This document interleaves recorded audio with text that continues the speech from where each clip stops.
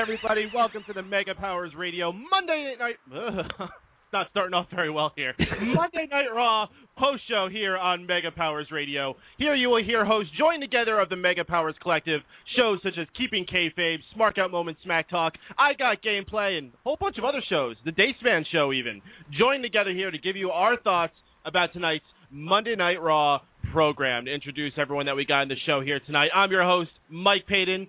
Joined with me, I have Anthony Mango from the Smark Out Moment podcast. Anthony, what's shaking, dude? Not a whole lot. I'm still not having another joke after that Parkinson's one, but I'll think of something else that's shaking for next week, I'm sure. We got from the Dace Man Show, who will have some interesting news to break later on tonight. Not just yet, though. We're going to tease you with that. Christopher Dace. Hey, I'm in Montreal. Boo. That's all I bring to the table. Let's just say Mega Powers did not screw Dace. Dace screwed Dace. I did. My truck screwed Dace. And speaking of screwing, Michael Burhan is joining us from across the pond. How you doing, Mr. Burhan? Speaking of screwed, what the hell? He means screw you. I'm fine, thank you. I've got a bit of a sore back. Had a very hard gym session. Is that related to a Ryback? Yeah, kind of. I felt like I was put through a table. And last but certainly not least, we have joining us after a few-week hiatus, Chris Jester. What's shaking, dude? Good to have you back. Not a lot, man. Glad to have a working computer for once. I could not even imagine, man. I've been watching that show, Orange is the New Black, and one of the things she complains about, like, oh my gosh, there's no internet. Now, we're going to be running down Monday Night Raw, but first we have a caller who's been waiting very patiently on the line, so let's bring him on. Caller from the 412. I can only assume that this is probably JD. JD, is that you? It's me, guys. Happy Monday. What's going on, guys? Man, just, I don't know. I'm not too happy with this Raw tonight. We're going to get more into that, but what's your thoughts? Yeah, you know what? I agree. Let's talk about Raw tonight. You're right. It was absolutely a piece of shit Raw, and more so it was a piece of shit Total Divas premiere last night. I mean, they should be totally ashamed of the crap they put on last night on that E-Network. It was an absolute joke. I mean, tonight you obviously had to have the Bells come out and do their stupid duck call tonight. But, I mean, getting to the Total Divas show before I get to Raw, I mean, this show will be lucky if it lasts a month. I mean, Vince should be totally ashamed the way this show came out last night. He really should. And I wouldn't be surprised if it goes only a couple episodes. I mean, maybe 2 or 3 episodes at the most. As far as Raw goes tonight, you're right. This was an absolute shit Raw. I mean, it was a joke main event. I mean, there was only one decent match. You want to call it the match. I mean, it was not Daniel Bryan Kane, although that was good, though. I will say that, though. I think Christian and Del Rio had the match of the night overall, but, I mean, come on. You had the stupid bells with Natalya. You had this stupid Wyatt family with Kane. I mean, just everything was so wrong about this. Even the beginning of Raw was so bad with the promo and Vince. I mean, come on. Seriously? I mean, that was just a slap in the face to everyone involved. And it came off like a disastrous Raw, and hopefully it'll be better next week in Green Bay. But with 3 weeks to SummerSlam, I don't know what else they can add to the lineup that they haven't added already. You know, I know it's tough because this was a pre-recorded Raw. For those who were not in the know about that, this Raw was taped last week before it aired tonight. True. So they didn't want to do anything too deep as far as story, but that doesn't mean you can't have a good show. It doesn't mean you still can't put on quality wrestling matches. I don't feel like we saw that, and I think one thing that I know Tony was also very annoyed about, we saw a lot of matches that are supposed to be SummerSlam matches. We saw Christian and Del Rio. We saw the Usos and the Shield with Mark Henry, too. What was the other one? We had 3 of them tonight, I believe. Yeah, it was, I think, I'm trying to think, there was 2, maybe it was, I think it was AJ and Kaitlyn. AJ and Kaitlyn was the third one you're thinking of, because of that whole crap that ended with that one. No, Big E and Dolph Ziggler.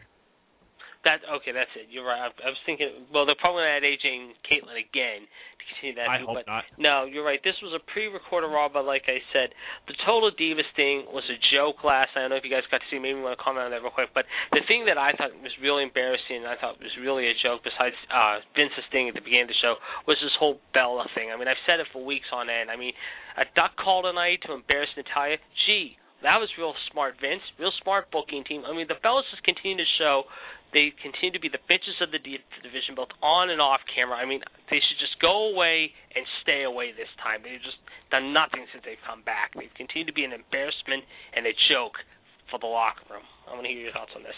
I don't even understand what the point of the duck call was. I mean, is it because Natalya's Canadian? I would think the duck call is more fitting to Kaitlyn.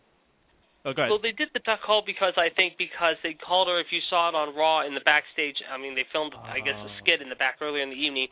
They called Natalya an ugly duckling. Come on. That's just a slap in the face. I mean, that was a joke, but go on. That's a good catch. I can't believe I actually missed that. You know, they do these Be a Star campaigns, and they do these horrible woman bullying things they do. It's kind of like when they were calling Mickie James Piggy James, which Mickie James is far from fat. And you know what? So is Natalya. This is absolutely disgusting when they do things like this. As far as farting Natalya, that's another one. As far as the Diva show, I personally spared myself, but has any of you guys on the show here watched it last night that could tell a little bit about it? I did. It's on E, the same network as Keeping Up with the Kardashians. Who would want to watch it? I watched it, actually. It ended. I watched a pre-taped kind of thing. I ended it 10 minutes before Raw started.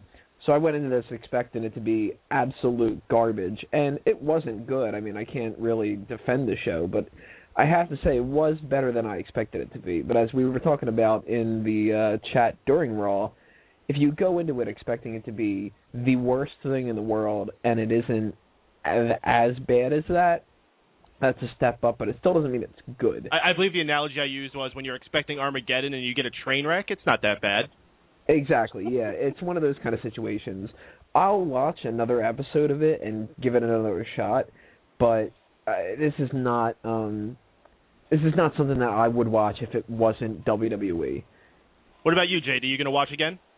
I probably will this week because, I mean, I saw the premiere last night. I mean, I wanted to see all about it. And then, obviously, this week they're going to show the developers going out with Daniel Bryan and Cena on vacation. But, I mean, I've seen, like, they've shown, I don't know how many episodes Vince has ordered for the year, maybe 10, 12 episodes, maybe less than that. I really don't know. I mean, I'll give it a shot, obviously, again, next Sunday. But I'll tell you right now, like I said, I mean, the ratings, I'm sure, were going into this, everyone thought it was going to be good. Like you said, leaning in from the Kardashians, but you know what, though? It's not going to last a month. I'll tell you right now. If it does become another bad episode like it was last night, this coming Sunday, I would not be surprised if Vince yanks the plug on it very quickly. What did you think of the new divas, JoJo and Eva Marie? JoJo's not too bad. She does have a little, like, Trinity in her, in a way. With who's the other one you were talking about again? Eva Marie? Eva Marie, the redhead? Yeah. That was kind of ballsy. She went out and did that. I mean, she kind of pissed off management by doing that in a way because management told her to do what they said for her to do. And for her to go back on management like that, I just can't see her staying along in the company. I mean, if they do hire her, she's going to have to follow their rules. But you know what, though? I mean, maybe it was just for the show. Maybe it was. But I'll tell you right now, I don't know out of these two who's going to make it. I mean, JoJo might need a lot of work, however, but if Eva Marie is going to be in the WWE and become the next Diva, however, she's going to have to follow the rules by these girls, and not the fellas, basically, but she's going to have to follow by the rules from, like, say, maybe like someone like Natalya, maybe someone else that is at least a nice Diva, both on and off camera, like the Funkadactyls, like Cameron and Naomi, but I don't hold hope for them. I really don't. All right, JD, we actually got another caller coming in. CVAD81, please don't hang up. We're going to get you in. Before you go, though, JD, your high point and your low point for tonight's Raw. Low point, definitely, like I said, would have to be probably the Vince thing and the Bella thing. The high point of the night, I would have to say, as crazy as it sounds, however, I would definitely say it wasn't the Daniel Bryan Kane match, it was Christian and Del Rio. I mean, those two had a pretty good match, however, and hopefully they'll have a good match on SummerSlam. But I think that was probably one of the best matches of the night by far. All right, JD, thanks for calling in, man. Always good having you here every week. All right, guys, take care. Take care, dude. All right, and from JD, we're going to transfer over to another call, CVAD81, who's calling us via Skype. How you doing, CVAD? Man, it's Clint from Oklahoma again. It's been a long time since I've called you guys. Oh, Clint, man. Awesome of you to call in, dude. What's shaking? Well, the Divas, I mean, geez. I don't remember which person said that it was Raw was better than they thought it would be, but if that's the case, it's not even meeting standards. And if they had lower expectations at first and it was better, this was a horrible Raw. I mean, I don't know. I think there were some things they might. It seems they do worse when they pre-tape, when they do this stuff and then they air it later. It just seems like it comes out a lot worse. And then the whole thing with the Divas. Man, look, this is dragging us down. This is dragging wrestling down. I mean, I'm all for some people coming out, some females coming out if they want to wrestle. That gives me time to go apply some Preparation H, grab another beer, whatever I got to do so I can sit longer. But, this whole deal with these ladies coming out and being on TV shows now, I mean, Vince has got to understand that he's not in the entertainment business. He may have developed this sports entertainment garbage and all that stuff, but we're stretching it, putting Randy Orton in movies and Mr. Kennedy and all that crap. I mean, that's far-fetched, but he made it happen. It sold a couple of copies, whatever, and nobody remembers it. Now we're trying to do TV shows on the gay network. I mean, I don't know if that's something that is going to last. I mean, I don't think it's going to last very long. I think, it was mentioned, I think maybe 2 or 3 good episodes, and then, or actually horrible episodes, and then it'll probably be on its way out the door. But I just don't see what this has to do with professional wrestling. Period. Oh my goodness, man! Not one, but 2 Divas matches tonight. I cannot recall the last time there was 2 Divas matches. It's overboard. I mean, I think the last time I saw 2 Divas matches was when someone attacked Mae Young and they got into a big somebody rang the bell, and then Moolah came out to defend her honor and then ended up fighting somebody else. That was a long time ago. Yeah. Did you watch the Divas show, or you just watched Raw tonight? No, I've seen the Divas show, and I didn't want to do it. I was I was skeptical. I knew it was going to suck, but I was a little apprehensive, and then it's a question of how much it was going to suck. Yeah, it was definitely a question of how much it was going to suck. I knew it was going to be bad. These people, they come parade out there. I mean, it's fine. I mean, I was disappointed more because I didn't see more nipple. If that was what they were doing to promote the show, and that's what the show ended up being, maybe the show could actually work. I think it was excellent. I think the nipple slip was excellent. I think they should have put the show on pay-per-view and added a little bit more of that in there, and I think it would do a whole lot better. But this is ridiculous. This is making a mockery not only out of the ladies, but out of women in professional wrestling or whatever, sports entertainment, whatever they want to call it.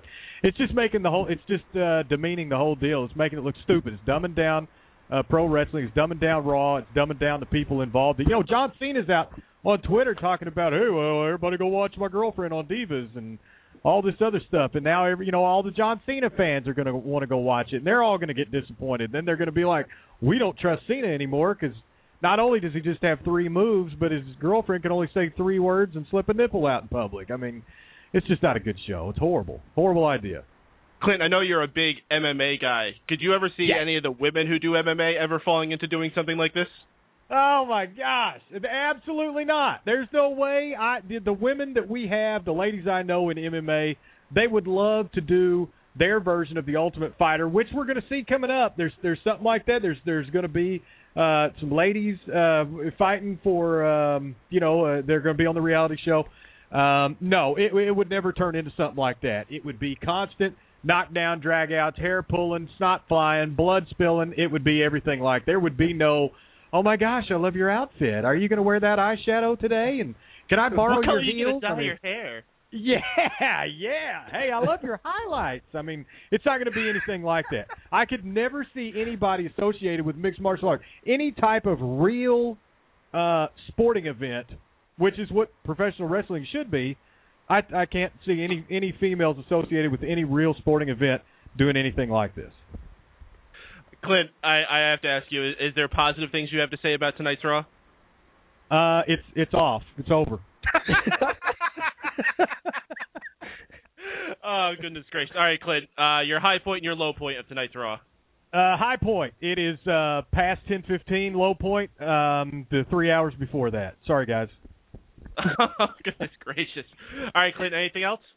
No. I just, peace be with you guys. Appreciate what you do. I'm going to listen to the rest of the show and go get some preparation H. We appreciate what you do, Clint. Thanks for calling in, man. Have a good night. All right, guys. Later. Clint, you need to call back all the time, dude. Oh, gosh, nothing like a good Divas division rundown. This is my favorite topic to make fun of, except for maybe TNA. But that's for another time. Yeah, we're not talking about TNA on the Monday night show.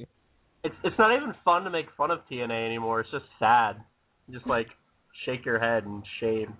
What was the big... They had some really bad thing happen this week where, the licenses for the wrestlers to wrestle in a certain state overlapped, and they went to some show, and half of the roster was not allowed to wrestle that night, so they had half of the people that did wrestle that night do double duty in most matches. That was a house show, though, right? That wasn't like an actual... Yeah, no, it's a house show. Okay. Yeah, God, imagine if that was an Impact.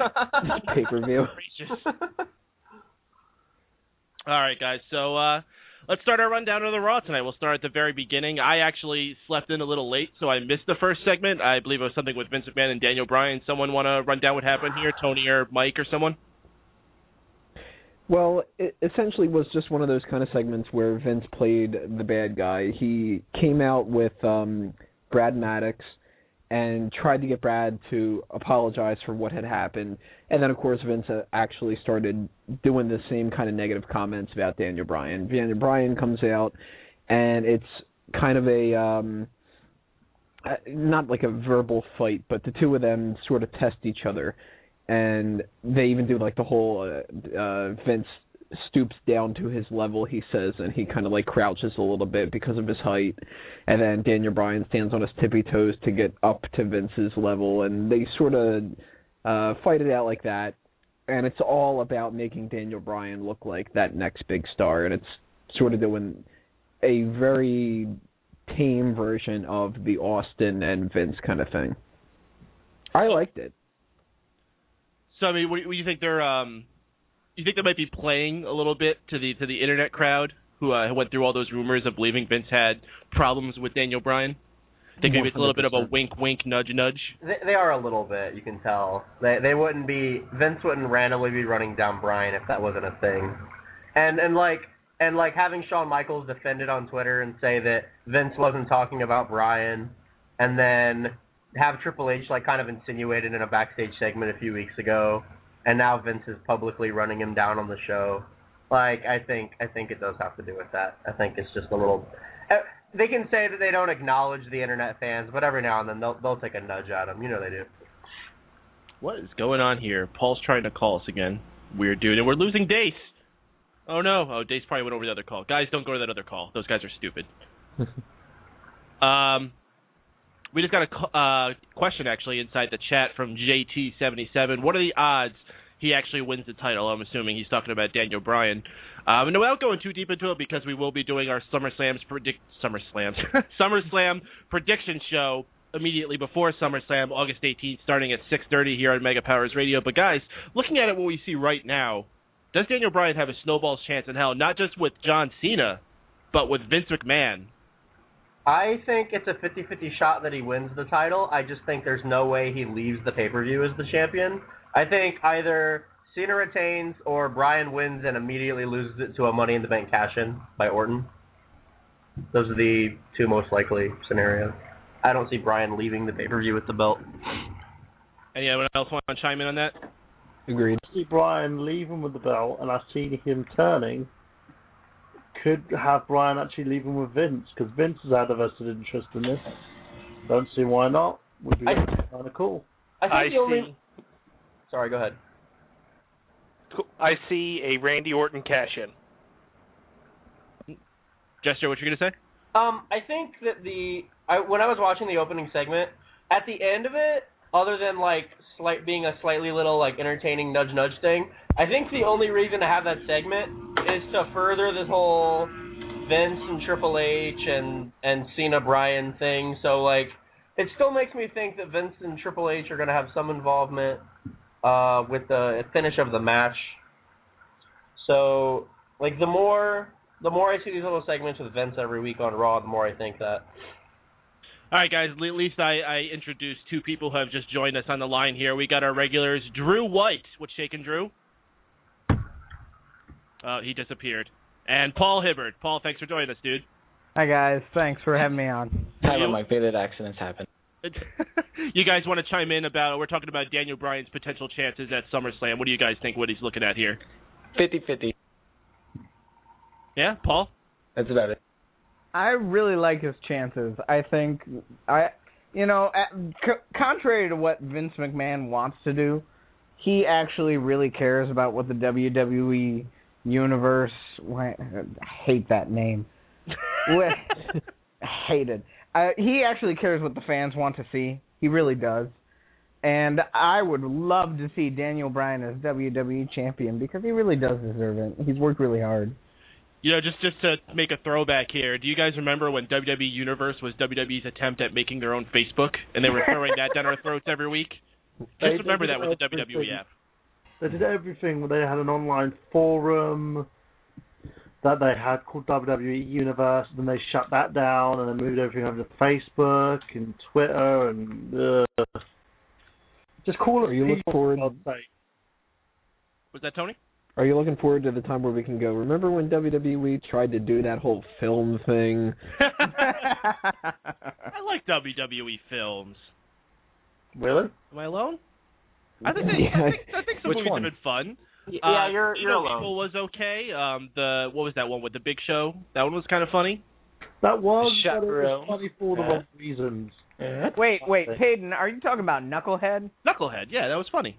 Okay. Yeah, that was first pretty Marine was okay. It should have been. Yeah, Marine was watchable. The Marine? Are you really talking about the Marine? You just don't like it because it's John Cena. Just be quiet. No, I heard 12 no. rounds was okay. Rounds was okay. Which I one's like 11 12 better? rounds. I like 12 rounds. I just didn't think the Marine was watchable at all, for God's sake. I could watch it. I went to go see it in the movie theater. It wasn't that bad. You actually see it in the movie theater, Drew? Yeah. Oh. Shut up. It was when I was 10. How'd you see it, Drew? Wasn't it rated R? It was PG-13. Oh. Still breaking it. I was with an adult. Damn it. It's okay. Clint Davis, who was just on the phone with us, gave us another piece of gold here in the chat. WWE films are like anything Judd Nelson does. Terrible. Breakfast Club. Mm. Come on. Breakfast Club's great. It is good. So, it is good. Getting back to Raw here, the next thing we had was a match between The Shield against the Usos and Mark Henry, which this is the start of a lot of things that just pissed me off. They had a lot of these matches that were supposed to be pay-per-view matches, specifically ones that we're expecting to see at SummerSlam, and this is one of them. One of the big rumored matches was The Shield against the Usos and Mark Henry. Yes, it hasn't been confirmed yet, but we saw it tonight on Raw. Because it's not big enough to happen at SummerSlam. Well, then what is big enough to happen? I mean, it's a Shield six-man. It's not anything to do with the Shield or Mark Henry. I don't think the Usos are ready for SummerSlam. A Raw match like this where they get a lot of attention and everything, that's fine. They're on their way up. But that match is like, you're gonna put that on SummerSlam? Like, I didn't have a big problem with them putting this match on Raw. There was one match that they were supposed to do at SummerSlam that they put on Raw that did bother me. But it makes a little sense, so it didn't bother me too much. But this, I didn't care. This felt like a Raw match anyway. So let me ask you, Jester, what do we do with the Shield for SummerSlam then? I think Mark Henry's going to get two different partners and face them. I don't think the Usos are big enough. I think the way the match ended, where Henry got the advantage back on them at the end, I don't see them doing the same match. But Henry is the one who still needs revenge, not the Usos. So stick two guys who are big enough to be on the pay-per-view that don't have a match with Mark, and they've got weeks to build that up still. Big show. Yeah, all right. Tony, I know you're someone else who is a little bit perturbed by all these matches happening on Raw tonight. What did you think of this match? To me, excuse me. To me, the problem with this is there's been a rumor going around that they wanted to have Big Show return last week and that they would build towards Big Show saving Mark Henry, and Big Show and Mark Henry would have a handicap match against the Shield. Now, if that match is something that they were really interested in, when you compare that to the rumors that we had heard weeks and months ago that the Shield were going to face the Brothers of Destruction, or that Dean Ambrose was going to face Christian for the U.S. title, a lot of different stuff that was being thrown around there. That's a really weak match to have. So with Big Show and Mark Henry being the big thing that they are planning on doing, not only do I not want to see Big Show turn face and have both Big Show and Mark Henry turn babyface right now, but that's not really that interesting to me. In the comparison to it, the Usos have been getting such a big pop in comparison to what they used to get that I think WWE is doing them a disservice if they don't have them on the card. Now it's utterly pointless. They can't have that match. There's nothing going for it. You might as well put it on the pre-show if you are going to have it, because nobody's going to be interested in watching the Usos and Mark Henry against the Shield in another standard 6-man tag match. We've already seen it on Raw. So they have to go with something else now. And if Big Show is the thing that they're holding back on, that's it. Like, are the Usos getting a pop because they're special, or are they getting a pop because they're faces who are getting more TV time? Well, here's the thing. I think it takes a lot, actually, to get a pop over the Shield right now because people love the Shield, regardless of the fact that they're heels. To be able to get any heat against the Shield as a babyface, I think, is telling. I mean, we've seen people like Sheamus go in there against the Shield, and people are just kind of like, meh. Well, Sheamus is about as interesting as sandpaper, but yeah, I mean... Can I put forth an idea? What's that, Paul?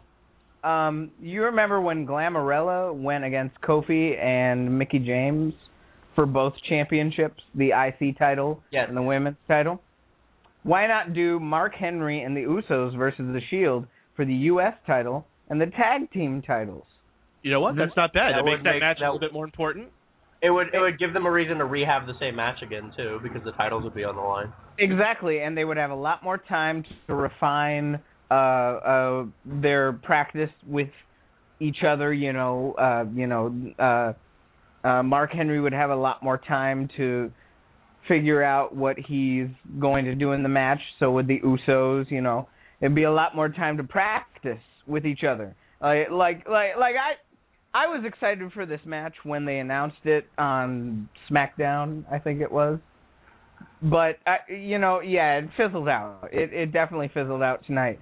But if you put those titles on the line and, make them mean a little bit more for SummerSlam, I don't think it would be too bad a match. Jeez, I think Paul's dropping knowledge here with, fancy ideas. That's awesome, Paul. Sorry, Chris, go ahead. The only problem I see with it is that the Shield won the match, so then why would they have to defend their titles against the people they just pinned on Raw? Like, they didn't lose by countout or anything. They pinned them. So, why would the Usos and Mark Henry all of a sudden get championship matches out of it? There'd have to be something... they'd have to have another match before SummerSlam for that to happen, and then they've had it 3 times, so... SmackDown. When was the last time you saw somebody who didn't earn a matchup, got a matchup? They're not earning a matchup. They're losing a match and then being granted a title match. That's the difference. But there have been a lot of people in the history of this organization that have lost to the title holders and still gotten a title match. Immediately? Not immediately. I can't name one time. Guys, JT77 in the chat, you guys talk like booking should make sense. I'm just saying, we've still got 4 weeks. This is true. And, like I said before, these are tape shows. They're usually very light on story and more wrestling-based. So that could have just been what this is about. Before we go too much deeper into that, Burhan, you have anything you want to chime in on about this? In terms of the Shield and their momentum at the moment, I think a Henry-Big Show combination probably would have been a better idea. They are kind of hyping Show's return. And I think Henry needs to find someone rather than the Usos to basically be battling against the Shield, so it could happen. And I do like Paul's idea of having a 3-man with all titles on the line. Sounds like a good idea itself, but I don't know. I don't know what the WWE is thinking of doing with the Shield at the moment. It seems that they don't know what to do with this tandem. And it's a shame because at one point they were really on the pedestal, they were the strong team. They seemed like they had all the booking done right for them. Now, not so much. Is it possible that we just have too many new people right now? I mean, you have the Shield, you have Fandango, you have Curtis Axel, you have the Wyatts now. There's so many new people that we need to try to get attention on. Maybe they just lost interest from the Shield. Maybe it's just like, hey, you guys had that time, now we're going on to other people. Well, though, I think the biggest issue is that they've got 9 hours of programming. They could easily find time for any of these guys. The problem is there's no direction, and SmackDown is the hugest problem at the moment in terms of any of the shows because of the fact that they have no direction for the show at all. Yeah, fair enough, you have a new GM on there, that's fine, but you have the same guys rehashing feuds that were on Raw already. What I would do if I was a WWE and I was content and not having a brand extension, I would get SmackDown to focus on other talent as well.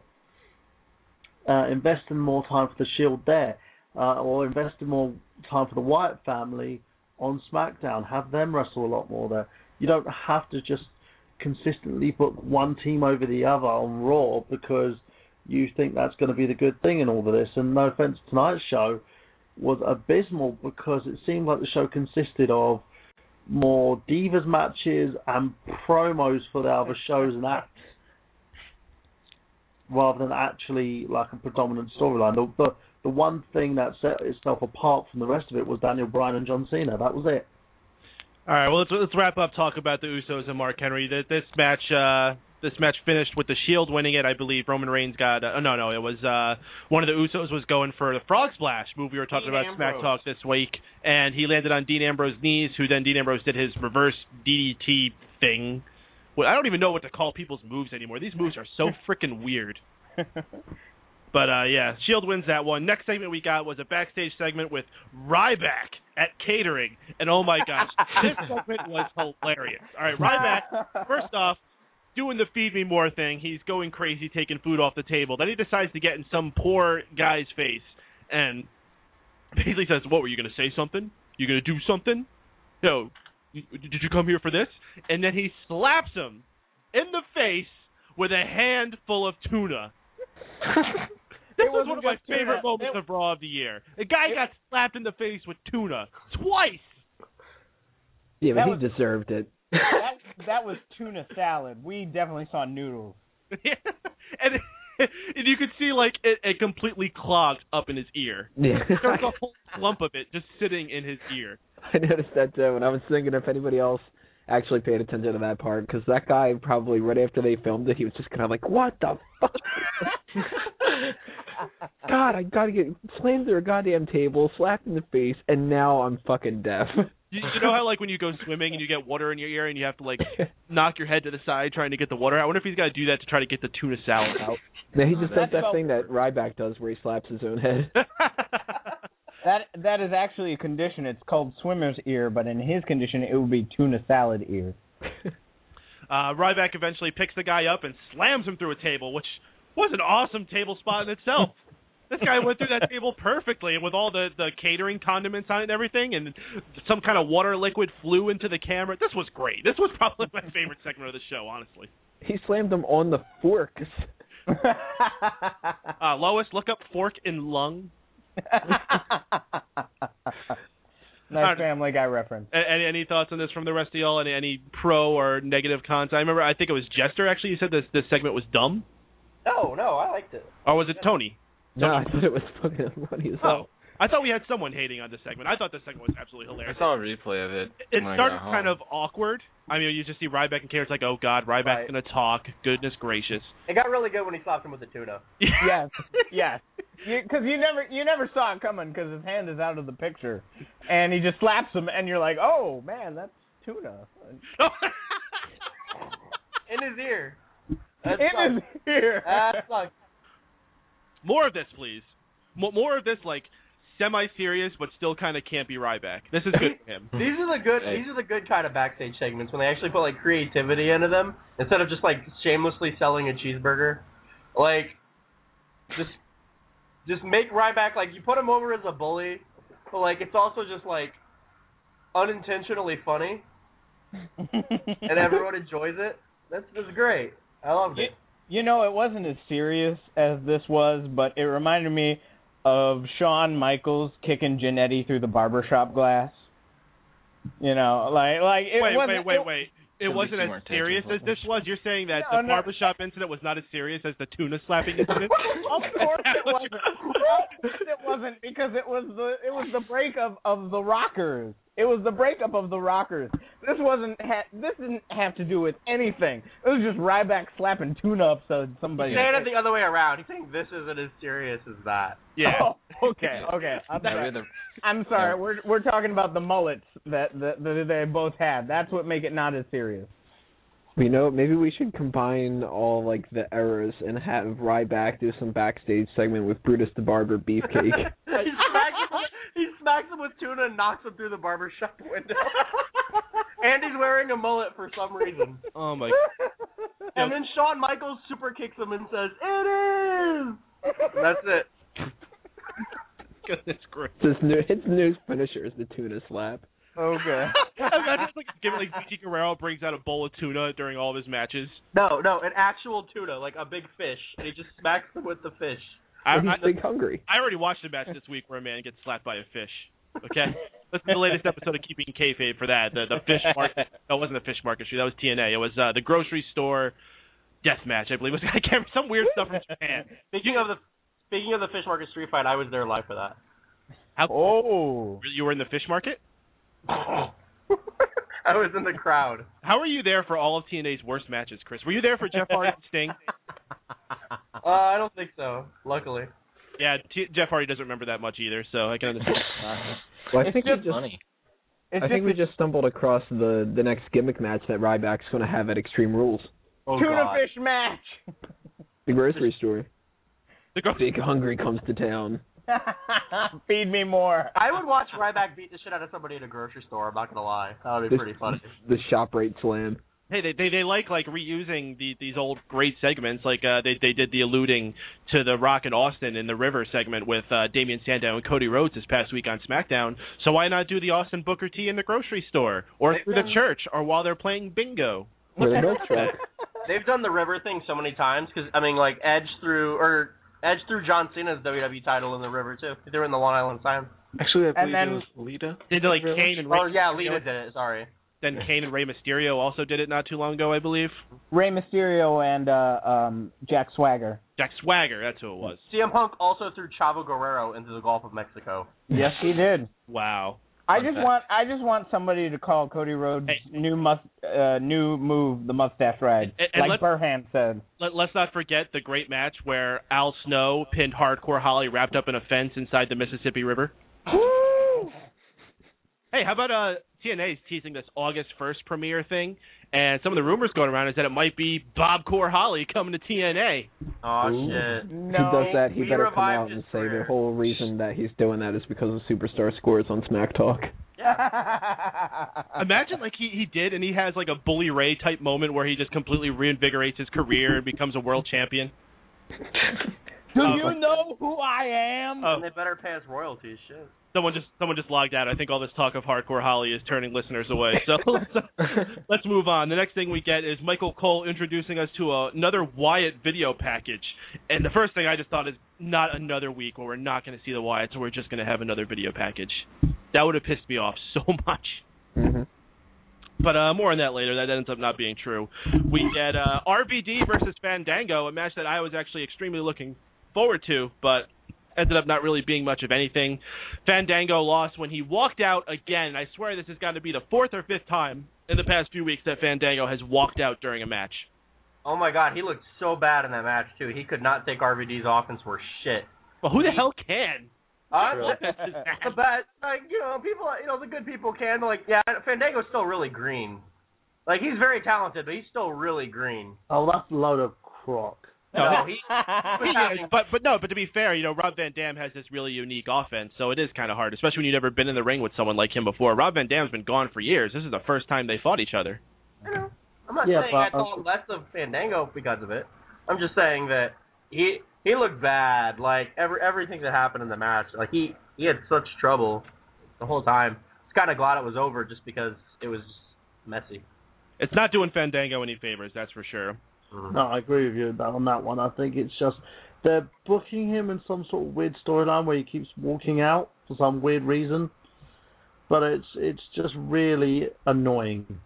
In my opinion. I was talking to Jester about this earlier. The only way I could see where this is going is it's going to be leading to the eventual breakup of Fandango and Summer Rae, leading Summer Rae into her own career. No! Absolute waste, I think. I think this pair needs to stick together for a good amount of time. Or if she goes, bring back the original dancer who was way cuter and a better dancer. Bring back Roundface. Yes. I miss Roundface. From upstate New York. Roundface? Yo. Yeah, the brunette chick that he first came out with. Oh, yeah. Didn't know we called her Roundface. I didn't know that either. We call her Roundface. Well, they never gave her a name, so I just called her Roundface. Or I also am a fan of Ann Dango. Funny. This could be, I know this is a bit long term, but this could be leading up to Fandango and next year's Money in the Bank, because you know how they like to build people down and build them back up, Take a year-long losing streak. Maybe I think what they did with Fandango, I've noticed this like the last year that I've been watching wrestling. I think what they do is they build up main eventers and then they build up other people like Fandango, and they can't have the main eventers face each other all the time on Raw because then the main eventers have to lose a lot of matches, and you also give away potential pay-per-view matches on TV. So what they do is they build up people like Fandango to get to this level so that they can always wrestle the main eventers on Raw, but never really beat them because they're not supposed to get up to that level yet. They're just kind of there to compete with guys like Randy Orton and Rob Van Dam and Chris Jericho, and it's fine. Like, you're still in a good position. You're still on Raw every week. You're still getting significant TV time. You're not winning all the time. You win your matches against other people, but you lose your matches to them. So, like, Fandango's in that spot. He's in that, I'm not a main eventer, but I'm better than, like... I mean, my goodness, Wade Barrett has been in that spot, like, for the last 2 years constantly. Yeah, I don't think Wade Barrett's ever going to get past that spot, honestly. There's nothing wrong with that being your niche. Like, if you're making good money and you're a celebrity, you're on a cable television show that gets high ratings every week, and you have a good career, and I mean, there's nothing wrong with that. Not everybody can be WWE champion. You're coming out with a pretty girl, dancing, rubbing up against her. Hell yeah! You got a great job, man. I would not complain at all for that. Yeah, there you go. Fandango is not going to be a Zack Ryder, that's for sure. Right. No. Oh, okay. Yeah. Paden, you brought up a great point. Oh God, I'm trying to remember it. I was already to talk about it, and then you guys said all these other things. Paden, you brought up a great point about who are we just talking about? Wade Barrett, Fandango, Wade Barrett, Fandango, Zack Ryder, RVD, Chris Jericho. Chris Jericho. Before that, God. Prince of England. I don't know. It was such a good subject you were talking about that we all forgot about it instantly. That's how it was a really good point. I'm sorry, Paden. If it comes back to you later, it's fine. And speaking of forgetting things, we're going to forget about this match because it was a forgettable match. So we'll just pretend RVD versus Fandango never happened. Thank God I never saw it in the first place. Next, we got a short backstage segment with Big E, Langston, and AJ Lee. Basically, AJ asking, "Why haven't you been around for me lately?" Gosh. And then we get our first Divas match of the evening, AJ Lee versus Kaitlyn. This was atrocious. Oh, come on. You're just shitting on it. Come on. Why are these two girls still facing each other? They had their one good match they were going to have. And this match that they had on Raw tonight, I swear it was the exact same match they had at Money in the Bank. Not a single thing was different. I was having flashbacks with every move that AJ was doing. It's because there's no one else to face AJ, so they have to keep facing her against Kaitlyn. There's no one else. Everyone else is on Total Divas. Yeah, I mean, the people on Total Divas should be on Raw, though. That's the point. They're plugging the show. Yeah, if they have enough Divas have two Divas matches, they can find someone else to face AJ. Have her face Natalya or Natalya has the credibility right now. Alicia? Do you know what? Just have her face Big E Langston. Wait, Jester, are you saying that the daughter of Jim the Anvil Neidhart has no credibility? I don't care if Stone Cold Steve Austin and Hulk Hogan are her parents. She has not been booked. It's not about how good you are, who your parents are. It's about how you're booked on TV. She has not been booked in a favorite way. She's a fantastic athlete. She's the best wrestler in the WWE. But you know what? She hasn't been booked to be good. So, therefore, she has no credibility. Well, we all know that Vince McMahon does the booking, and he doesn't give a shit. Yeah, let's just remember that last time we saw Natalya was either farting or dancing with the Great Khali. Oh, yeah. Natalya Neidhart. Yeah, that's great. The Fart Foundation. If Austin and Hogan are her parents, that is not the Hogan sex tape that I was expecting. Give me Heather Clemens. Well played, Mango. Well played. So Kaitlyn wins this match via spear. Where she got from, nobody knows. From Christian. No, Edge. Was Christian trying to gimmick infringe on Kaitlyn later in the night? Is that what he was doing? Yeah, that's exactly what he was doing. Dolph Ziggler ends up coming out. He challenges Big E Langston to a match. Matter of fact, he says, "I demand a match with E." At first, I thought maybe he was just looking to get involved with some hard narcotics. Or get on the Total Diva show. RVD goes, "What? I can help you." That was actually... We all know that Big E was a Total Diva. He's got the boobs to prove it. Exactly. Hashtag Big E nip slip. Oh, we see that every week. Yeah, It's not a slip. always It's not a Big E slip. nip slip. It doesn't, you know it what? doesn't fit under that singlet, is what it is. Go ahead, Brian. And he's never been asked to apologise to like the WWE universe. And he should. He really should. Big E needs to get some better tape. I'm just saying, Big Daddy V was doing nip slips before Big E or either of the Bellas ever did. So. Okay, first of all, Big Daddy V couldn't help it because his nips were so big that they kind of split out. Okay, come on, you know He that. had act hits nip slips. Yeah, I'm just saying. So we ended up actually having that Big E Langston versus Dolph Ziggler match, and this ended with AJ entering the ring and just wiling out on Dolph Ziggler like a crazy bitch. And she ruined another match. Wah, wah, wah. And another match with bullcrap ending. Well, that gives them a reason to have the match at SummerSlam now, though. Probably with more involvement of AJ. Like, here's an idea: just book it for SummerSlam and leave it because off. they're too short-sighted to book enough stuff for storyline for 4 weeks leading up to SummerSlam. They can't do that. You already They're stupid. bloody Ziggler in the first place. So couldn't we have like Ziggler just come out and try to go after Biggie or something, and then the two of them scarper?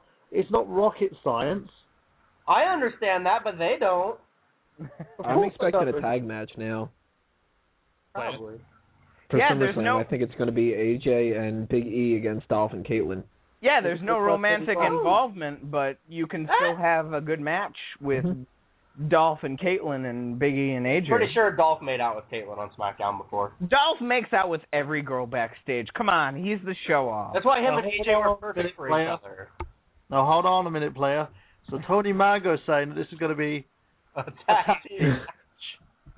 What are you, Teddy Long? The Mang Militant.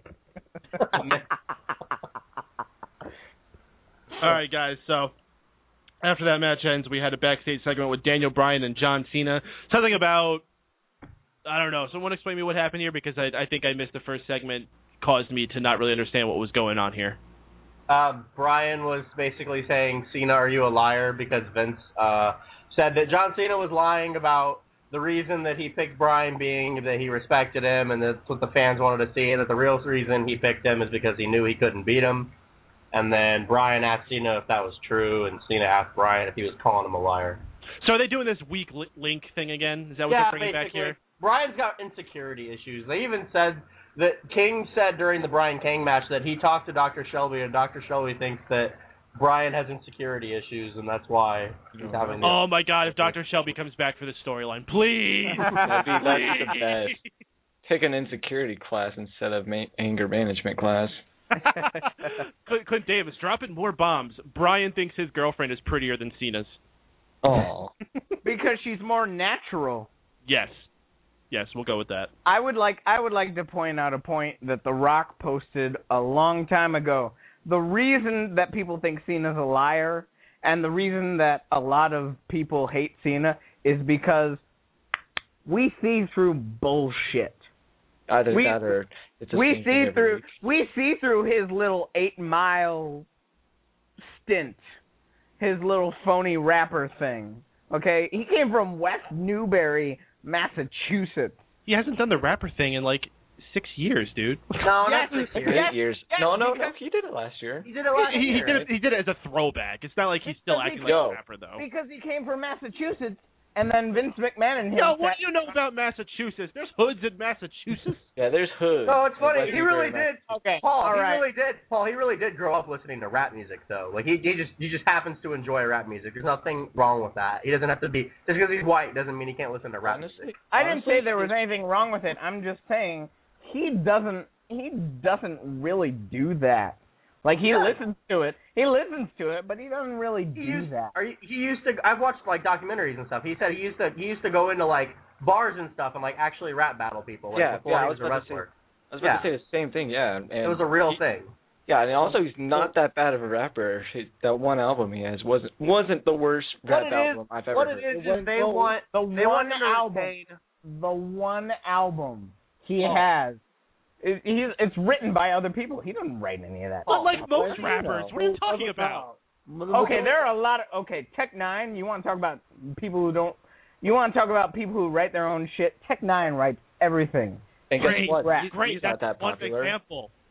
Yeah, There's like 100 rappers that don't write their own Okay. stuff. Majority of them are the top 40 ones. So Dr. Dre wrote all his own stuff. Yeah, Eminem so wrote that's all like his a own nice like a stuff. long thing about rap music. No. Dr. Dre never wrote all his own stuff, but that's for a rapping podcast. We're talking wrestling. I'm so fucking confused right now. Sorry. I don't know shit about rap. Sorry. How do we Sorry. get down this I road? apologize. Guys, I apologize. We're going to bring it back to Monday Night Raw here. If you want to call in, talk about what happened on Monday Night Raw or any other topics we're talking on here, area code 760-512-7247. That's area code 760-512-7247 to join us here on the Monday Night Raw post show here on Mega Powers Radio. Next thing we're going to be talking about here is Christian versus Alberto Del Rio, which I believe we had a caller before saying it was his high point of the night. He said it was the match of the night, and I could agree, except for the fact that it never ended. The fucking match felt like it went on forever. Snooze.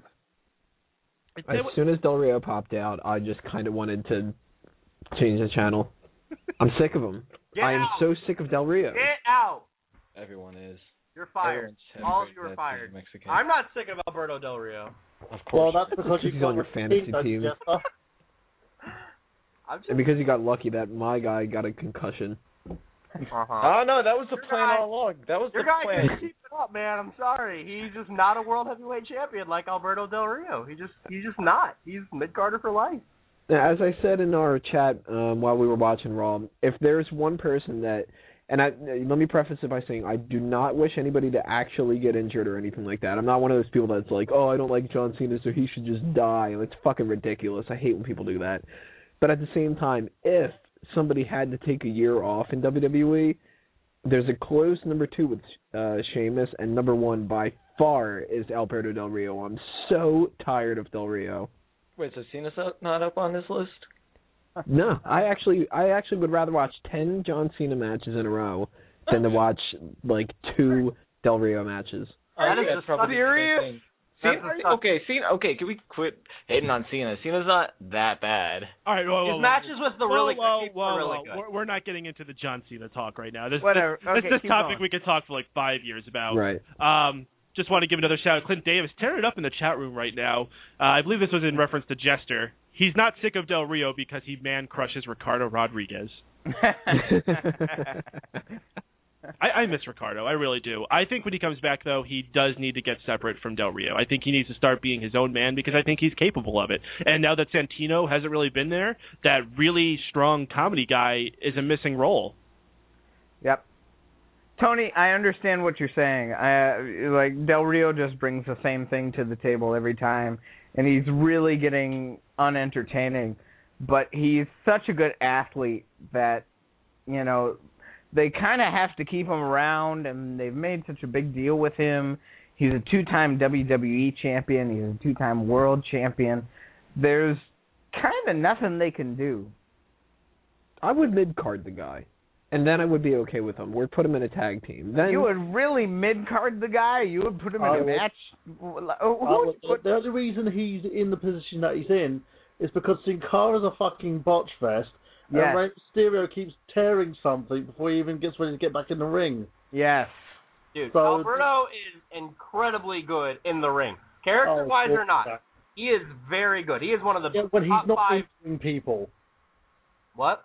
When he's not injuring people, yeah? He's not top 5. He's good, but not top 5. Yeah, exactly. No, In not ring. top 5, He's but top he's 5 in ring. he's above the mid-card level at least. He's I'll not say a that much. No, I'm going to go with Jester on this. As far as pure in-ring talent, Del Rio is one of the best that they have there right now. But his character is so boring. His It's matches, so boring. his matches, like they have story. They're intense. They're not the same match every time. Like they're very good. Every Del Rio match is different.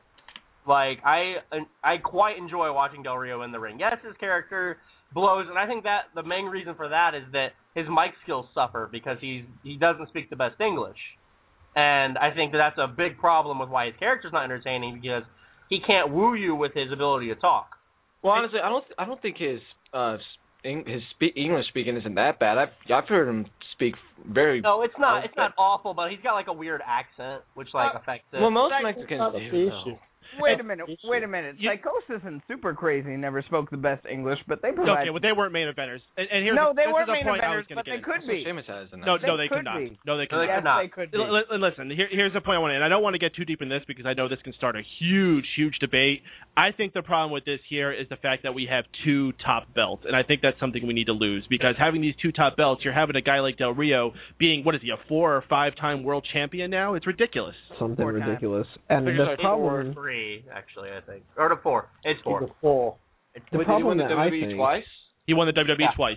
Okay, yeah, then it's 4 because he won the heavyweight trash. Then. Yeah. Well, Paden, that's not the issue. The world title isn't the issue.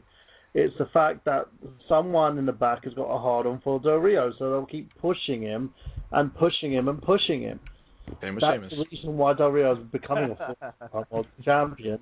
That's not the reason, the title isn't the reason. It's the booking and the way the guy's being booked. It is, though. It's the fact that we have to have someone in these positions, and it's kind of like, well, who else are we going to put there? Right. Who else is a strong enough heel that they're going to put on that to have baby faces chase that title? They can put anyone. Henry, Sheamus.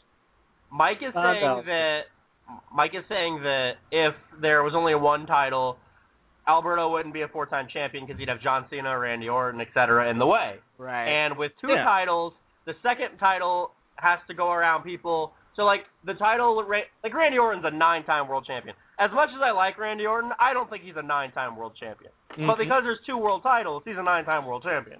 Well, you can say the same thing about Edge. Yeah, I mean, Edge, he didn't win his first title until almost near the end of his career in 2006. And then he won 10 in a row. Yeah, 5 years later, he's a 10-time champion. Yeah, most of those were heavyweight championships. He only won 2 or 3 WWE championships. Only 2 or 3. Only 2 or 3. That's the problem here. Too many world title runs.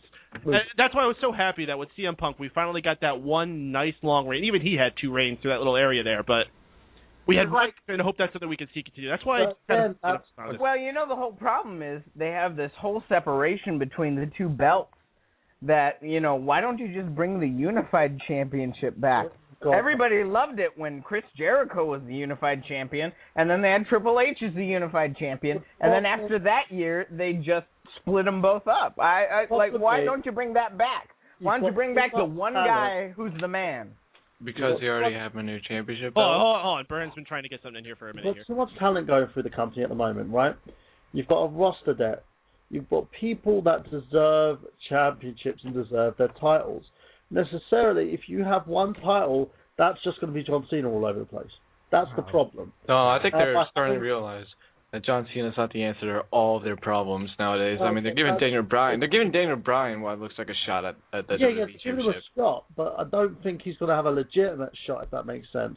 And the problem being at the moment is, no matter who gets the title after Cena, he's going to get it right back. And until Cena has left the business for good, he's going to always be the go-to guy for that title. But that's the way it's always been. I mean, Jesus, Bruno held onto that belt for, 7, 8 years? Hogan held onto it for 4? Yep. Yeah, but then that's the way it goes. There was even a time, though, when Hogan was being pushed aside for newer talent because they wanted to build someone new. And that's one of the reasons why Hogan made the jump to WCW, because he was being left behind and he didn't like it.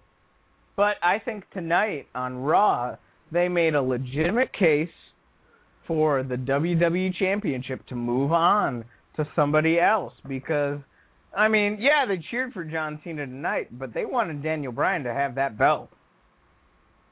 All right, guys. This is the point that I was going to make before everybody cut me off 6 different times and went and moved the conversation into the titles.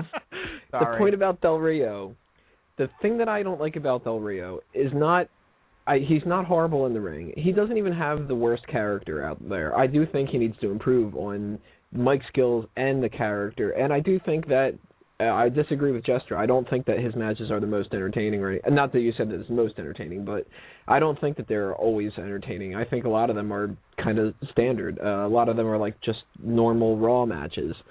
The problem that I have with Del Rio is I think he's at a level he doesn't deserve to be based on entirely his ethnicity and not on merit. And I think if people complain, there's always... So what you're saying is affirmative action is taking white guy's job. It's not. There's this issue that people bring up a lot where they go, well, why hasn't WWE ever had a black champion? And to me, after all this time, that is kind of ridiculous But at the same time, you should never do something just because of something like that. Like right now, they should have never given Mark Henry the title just to have a black champion, and they should never give Del Rio a main event spot just to have a Latino main eventer. And I think if you have somebody like Del Rio that you shove in that spot, who really, in the grand scheme of things, he could be an upper mid-carder and he could still be popular. He could still bring in the Latino market and all that. He doesn't need to be the world heavyweight champion 20 fucking times. If you're going to give that spot to somebody, why not give it one time to somebody like Wade Barrett or somebody else who has had that kind of a merit going for them, at least at one point in their career, and never been given the chance. I want to say this. If they were ever going to give Mark Henry the championship, it would be because of all the hard work he has put into that business. And the reason they haven't had a black champion is because they don't want to. Guys, no, it's because Mark Henry's always injured. No, guys, stop, hold on. Let me just say this. Everyone thought that Mark Henry is at the end of his career right now. He just signed a 3-year deal. He's going to be around for a while. So you know what? We may still see it. I hope we do. When he's not injured. I'm going to wrap this up. I just want to say one more thing. Another shout-out to JT77 in the chat. I'm not sure exactly what he was referring to, but he did say, I agree with Lord Alfred. That's me. All right, so yeah, Christian won that match with Del Rio. Next match we had was Cody Rhodes versus Wade Barrett. I don't even have any notes about this. Cody Rhodes wins. Sandow comes out afterwards, insults Cody's mustache, calls his family a bunch of clowns. No. Yes. I'm sorry. You don't come out and call the American Dream Dusty Rhodes a clown. You can call Goldust that though. Goldust. You can call Goldust that. That's fine. I don't care about that. But you don't call the American Dream Dusty Rhodes a clown. That's just wrong. I don't know. He sounds like a clown nowadays. Nowadays, when he's in the twilight of his sounds exactly the same as he's always sounded, Drew. What the hell? My bad. 17-year-old here. Guys, hold on. We actually got a caller coming in. We got a caller on the line from area code 609. Caller from 609. What's your name? Where you calling from? And what you calling about? Excuse me. Did I happen to park my bicycle here? I heard somebody talking about my son, Cody Rhodes. I believe we got Dace back, and I was actually wondering if we were going to be able to do this segment without him. Not Dace. This is the American Dream. Well, the American Dream believes that he had to wait for the proper moment to come back to the call. And you see, you started talking about Cody Rhodes, and this was a perfect moment. They were talking about circuses, and they're talking about freaks. The American Dream is not a freak, baby. I got a bicycle with a little horn that goes honk honk, and I go around the ring, and my son Goldust, he's a little off. Okay, we'll give you that. He may came from the circus. But Cody Rhodes will be the future Money in the Bank, baby. So I love this guy. If it's a bicycle and it's at the circus, is it one of those bicycles that you ride across the tightrope line at the top? Oh, wait, unicycle? Oh, you got me, baby. I actually ride the tightrope, and then they shoot my gold sun out of a cannon at me as I'm going across the rope, and I got to dodge them because that gold motherfucker's going to hit me at a fast pace. You know what I'm saying, brother? American Dream. Oh shit, baby. I'm starting to jiggle. I feel it. The sapphire and the pudding, baby. Oh, baby. The American Dream is jiggling. He's jiggling very well. Wait a minute. American Dream, Dusty. Isn't it you himself who said, I got some weird kids? Well, I got some very weird kids, baby. And I'll tell you what, I've also seen the Bella's nipples, and they look like little goat teats that I'd like to milk for Daniel Bryan to suck on. You know what I'm saying, brother? Oh, my goodness gracious. Yes! What's your thoughts on Damian Sandow, Dusty? Well, I think that ignoramus, he comes from a southern school, brother. He calls everybody unwashed masses. Has he been to Connecticut? They are very clean. Even the poor sector is very clean.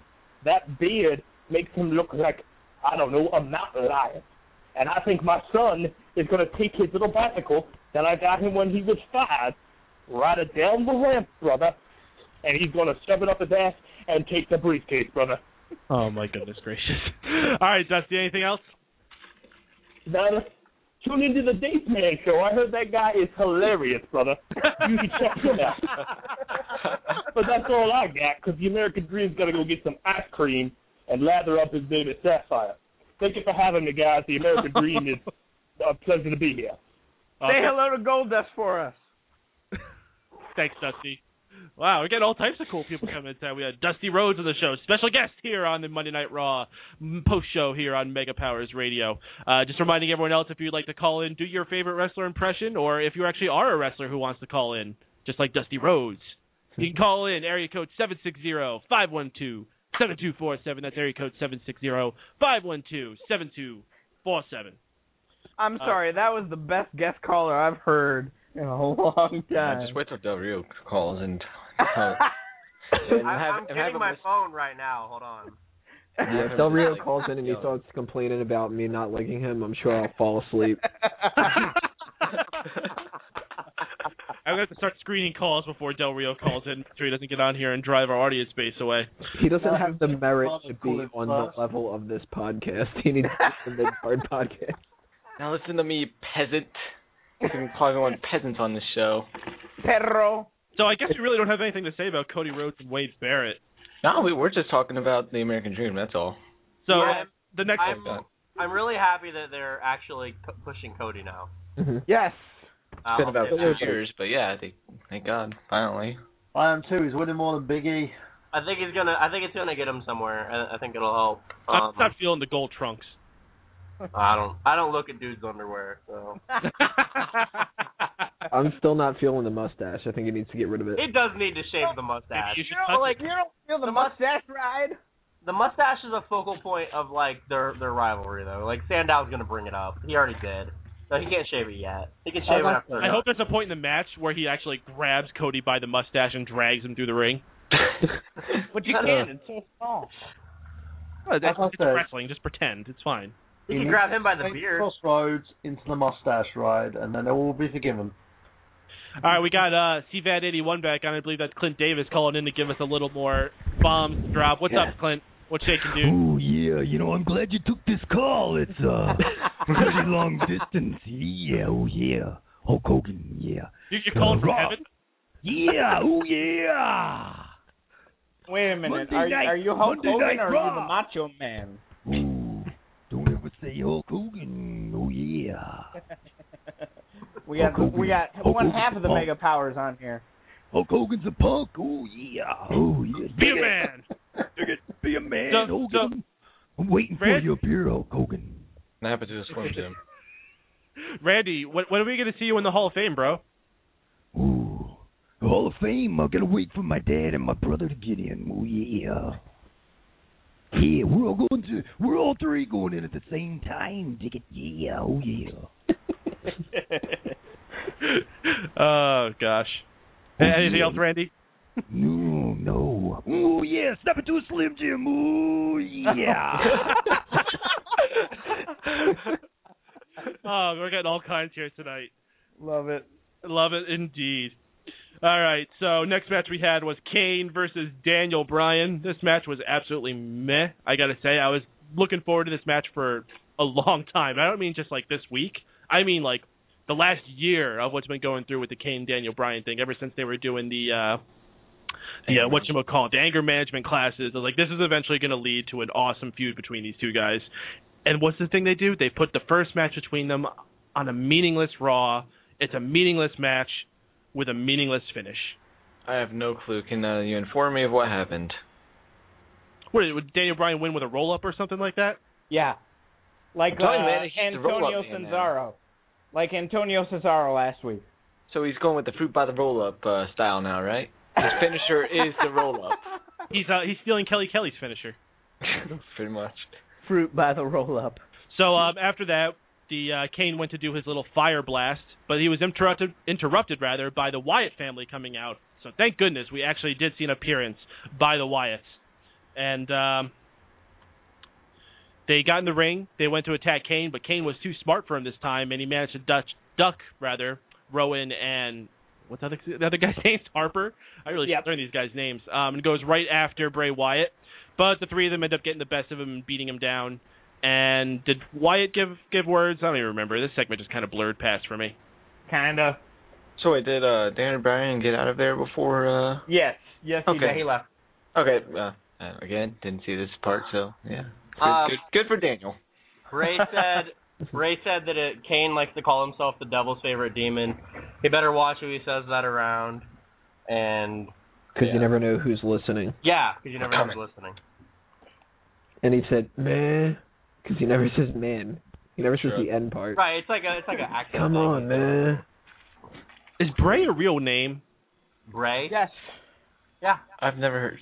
It's not never a known of Bray common in my name. life. In a world nowadays where people name their kids fucking anything in the world, when we've got Nevaeh because people want to spell heaven backwards and all that kind of bullshit, Bray's a better name than that kind of crap. I'm naming my firstborn son Bray. Oh, wait. Bray Burhan? That's not a bad name. That's the double B, man. Double B. Double B. JT77 in the chat. Harper and Rowan sounds like a book company. Or a law firm. Or a law firm. Or a law firm. Do you want to know what the number? The Wyatt family's just a law firm, and we just haven't gotten to that point of the storyline yet. All right, guys. Do you want to know what the number 5 name to name your kid in Georgia as a girl is? What's that? Shatheed. You want to know how it's spelled? SHITHEAD.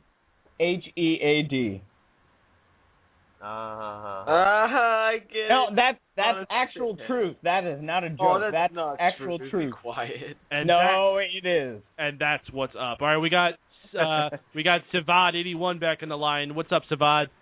Hey guys, it's Bill Clinton. Hey, look. Hey guys. Question for him. Do you have sexual relations with that woman? It depends on what the word is. I just have to say one thing. I love Total Divas. Y'all have a good show, okay?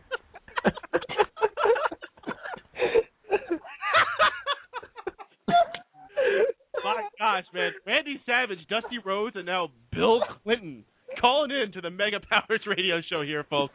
History happening on Mega Powers Radio. It's a star-studded episode. You never know who's going to appear. Oh, my goodness gracious. Okay. If Shockmaster comes out next, I'm done. I'm fucking dying. All right, so I'm glad he brought up the Total Divas. Actually, it's probably the only time you'll ever hear me say those words. But the next match we had was Brie Bella versus Natalya. And the ending to this match,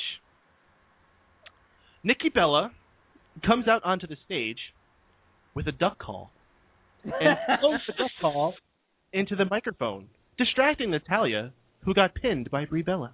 Dude, this must have been something on Total Divas. This has got to be a sign of what's to come on Total Divas. No, you know what it is? Do you know what it is? Face. The duck face revolution. See, no, it's not that true. It's not that at all. I know what it is. What is Vince McMahon's decided to make movies based on games, and Brie Bella is going to be in the live version of Duck Hunt. And then Natalya is going to be the dog, right? There we go. No. Oh my gosh, I'm afraid to take it. We got another caller on the line. Caller, what's up? Hey, Bobby, I was enjoying your program here about the wrestling show. Holy shit, it's Hank Hill. What the hell? What the hell, Bobby? I mean, y'all are out there laughing. I'm just trying to listen. We were out there, back there on the barbecue, me and Odell and Boomhauer. We were out there talking about some things, and we were trying to fire up the propane grill. We had some propane and some propane accessories, and we were trying to figure out what was all the yapping on the television. That talking picture box in the bedroom, I told Peggy to turn it down, and it was the dadgum. It was the Divas. I heard one of them was showing, like the old boy said, showing a little teeth there, like a little goat teeth. How about that? You don't think that's corrupting the youth? I mean, isn't that terrible for a young mind, impressionable mind, especially like Bobby's, to see? No. Well, I told old Bobby, I told him, I had to get him his first Playboy magazine. I said, Bobby, you got to learn some things about life, so might as well show you some nipple. And I did, and he liked it. What does your dad have to say about it? Well, he wasn't tall enough to where I could hear him. He was trying to whisper, but, he got his legs blown off in the war back in WW2, and they had to sew his feet down onto his knees. How many Nazis did he kill? Well, he stayed away from the Nazis, but it was them damn Japs that were causing so many problems. Oh, goodness gracious.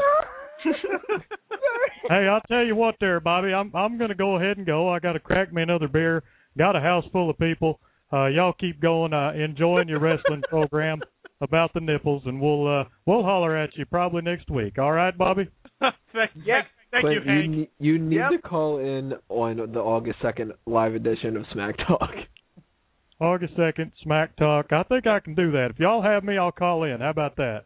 Absolutely, man. This Friday here on Mega Powers Radio, we'll be here.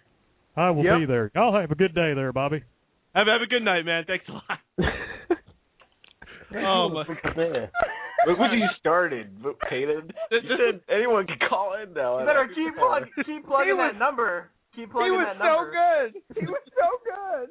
This What are you talking about? That was Hank Hill. We all know. I'm sorry. He lives on 321 Rainy Street.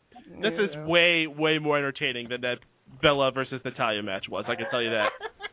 That segment of the night right here. Speaking about that, though, not to be the downer to bring us back to that, but did anybody else think it was more annoying that what Nikki was saying more so than doing the duck thing? How she kept repeating in this monotone, fucking horrible, lack of an acting kind of a voice, quack, quack, natty, quack, quack. Quack, quack, natty, quack, quack. She had the same, it sounded like a fucking recording that she was just playing instead of that. She didn't enunciate at all. And that drove me fucking nuts. Am I the only one who actually, that bothered me more than that? Nope, I definitely caught on to that, and just that mingled with the duck sounds. Plus just the whole confusion about the situation. This was just a mess. It seems like the Diva segments are only getting worse and worse every week. Can we talk about how, they think nobody knows that John Cena and Nikki Bella are dating, and Daniel Bryan and Brie are obviously dating? Can we talk about how that's such a big shocker to everybody? Oh, that was a shocker in Total Divas, wasn't it? Yeah, why is this a shocker? I thought that was a thing they're saying a lot now. No, but the announcers, Michael Cole and the whole WWE.com, they were like, "Oh, we found out about Nikki and John's relationship, and Mike John popped the question, and then we found out about Brie and Daniel Bryan's relationship, and they're ring shopping." Yeah, we knew this years ago. No, we did not. Okay, that's still fairly recent thing of all those guys getting together. Whatever. But even so, listen. Majority of the people watching Monday Night Raw do not read scoops.com, so they don't know about these things going on, which is unfortunate. The only problem with it, though, is if they want people to watch Total Divas, they should have figured it out last night. Right. They should have done it on the show, on the premiere. Oh my god. Honestly, do you guys think there's a large part of the reason Daniel Bryan's getting this match is because of that show? Yeah. He's feuding with John Cena, and look at that. Yeah. I think that's the main reason. So Total Divas is the reason why we have a feud. So let's continue. I guess that's the silver lining of this cloud, is that we're getting Daniel Bryan in the main event at SummerSlam. I just watched the show, and I don't think it's that bad. I think it's like every one of those other WWE shows where they show the backstage life of the wrestlers and stuff, except this one feels a little more scripted, and it's too much about the Bella Twins instead. Mm-hmm. But the Bella Twins are hot, so whatever. But there's some interesting parts to it. Yeah, one of the Bella Twins is hot. They're both hot. The only one who's hot is the one with. They're twins. One of them is a little more hot, but they are both very beautiful women. They just need that episode of Total Divas where Bryan by accident sleeps with Yeah. That can't happen. One's knockers are way bigger. Oh, I never knew. I don't. Whoops. I'm surprised they didn't have the episode where Nikki Bella goes to get her augmentation surgery. Hey, you never know. Maybe they'll do a flashback. On a very special episode of Total Divas. So, you know how they keep saying that Bryan is going to go ring shopping with Brie? If that's not about a wrestling ring, I'm going to be very... That's going to be the plot twist. He's going to take her to, like, an area with a bunch of wrestling rings. Just like, which one do you want, honey? I want the square one. I want the one with 6 sides. Looking at a ring, you know, you'd be like, oh, he's buying a ring, and then we just see a warehouse with a wrestling ring in it. It's Ring of Honor. It's Ring of Honor. On the wedding episode, are we going to see them go, do you take this person to be your lawfully wedded? He goes, yes. Guys, the fun's not over yet. We got another caller on the line. Who is going to be joining Mega Powers Radio this time? I'm Batman. Yes! It's Batman! I'm getting a little bit sick of this. I'm getting tired of Monday Night Raw. What do you think about your new video game? I love it. I think it's the shit. Batman, when are you going to come to WWE? I hate Superman. I don't want to be in the same movie with Superman. Why don't you challenge Superman to a Hell in a Cell match? I would kill him. You have a new movie coming up with him. You guys didn't see what I did to Two-Face. You killed him. I robbed him of his prime because I'm Batman. What would your finishing move be, Batman? My finishing move would be to shoot out some bat gadgets and swing down from buildings. But I'm jealous of that. Okay, Batman, Spider-Man. I have a question. I have a question. If you couldn't choose from any of your rogue villains, and you had to choose from, no, wait. If you couldn't choose from any of your rogue villains, and you had to choose from some of the WWE heels, who would be your greatest rival? I like that guy who dresses like Dirty Jesus. Are you talking about Bray Wyatt? No, I'm talking about Bray Wyatt.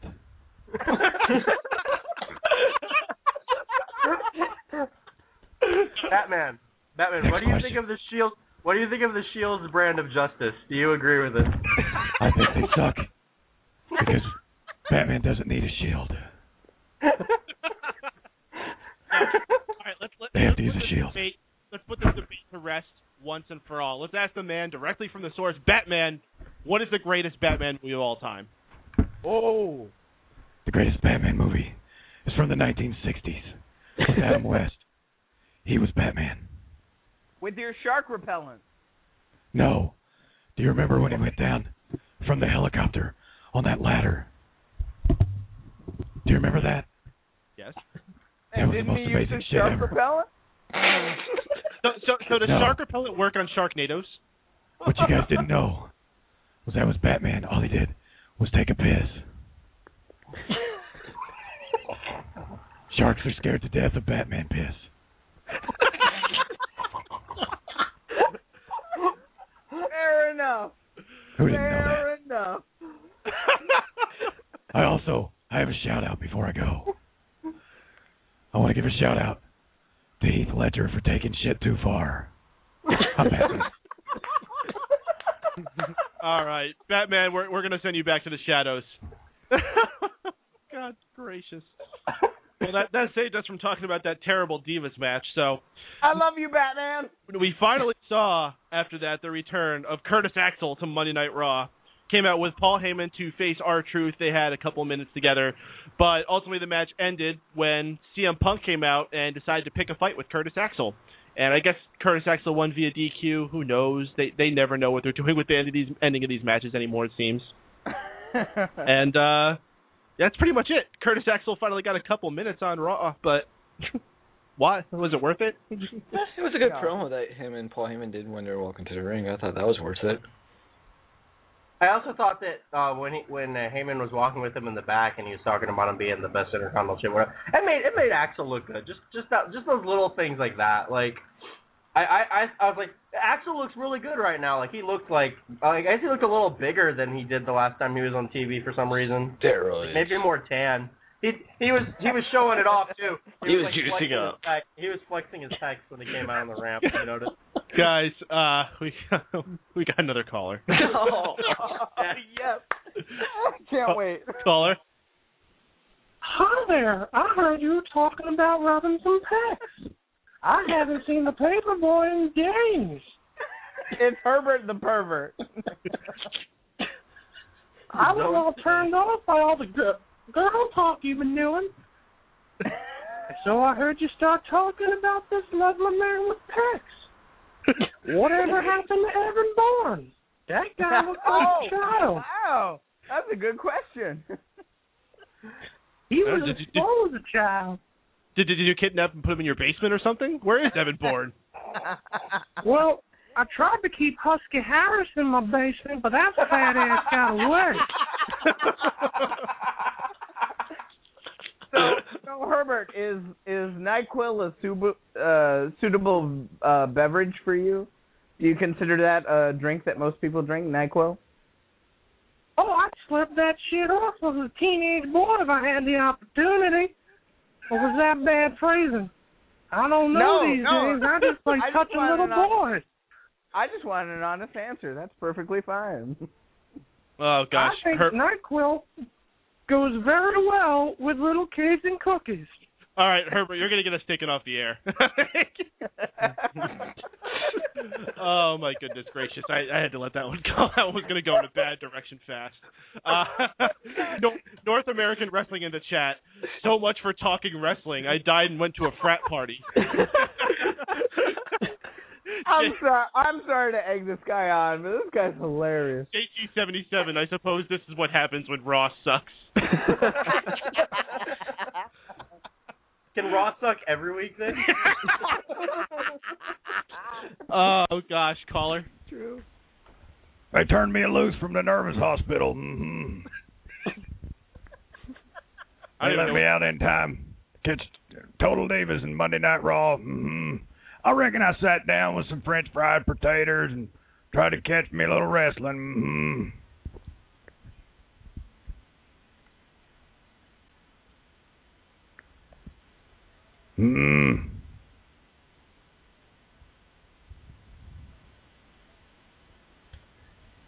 What happened?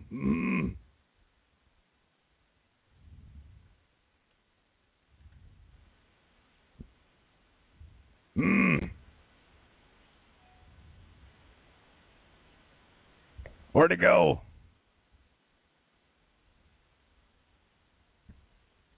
Some folks call it a Kaiser blade. I call it a sling blade.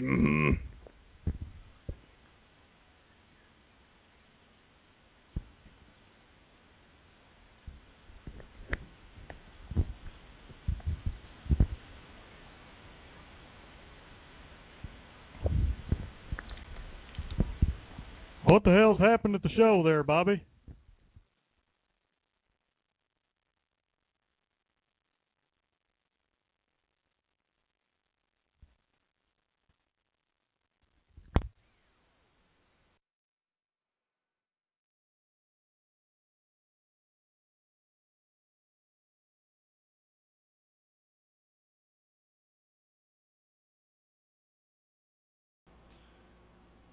Good evening, everybody. I think we're back on the air here. We seem to have had a minor technical difficulty. All these awesome phone calls we've been getting managed to break my computer and knock it offline, getting everything set back up here.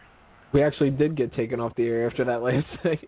That was freaking amazing. What was that person doing? I only got to hear like the first three words.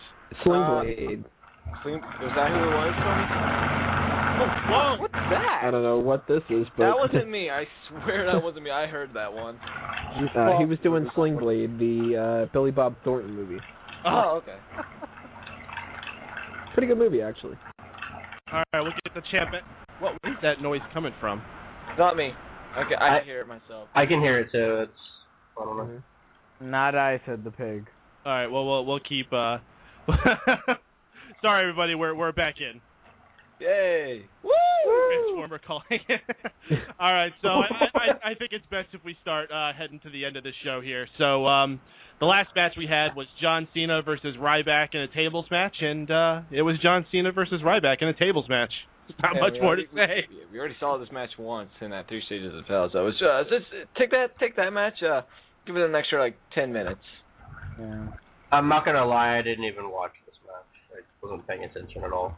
I wasn't paying a whole lot of attention to it either. I mean, this, in theory, when you have something like this announced, you expect people to be really excited for it, but we saw it just recently, and they didn't even deliver on that quality from what I did see, so I really didn't care. Yeah, I didn't really care about it. It appears nobody cared. The feud with Ryback is still too fresh for me to care about a John Cena Ryback match as the main event. Especially if the rest of the show was bad. But as uninteresting as it wasn't a horrible match. It was I think it was better than the Ryback first match. Staples match they had. Yeah. It was pretty much the same thing as their other two matches. It was okay. Yeah, it was the same thing, but for Raw, it wasn't, it wasn't awful. No, it was just boring. Damn right. Yep. North American Wrestling. I'm going to wait for the DVD Ryback versus John Cena Greatest Rivalries. I'll contain like 5 mini discs. Okay, we're going to take one final caller for the evening. Hopefully it doesn't break my computer. Caller, who the heck are you? I was down there working for Bill Cox's outfit when y'all cut me off. Mm-hmm. For Bill Cox or Bill Watts? Bill Cox's outfit down there fixing them 2-stroke motors. Mm-hmm. Okay. All right, we're gonna cut this off, man. I'm sorry. All right, guys, we're gonna do. Are we losing Paul? Looks like we're losing Paul. Oh well. Bye, Paul. Bye, Paul. Bye, Paul.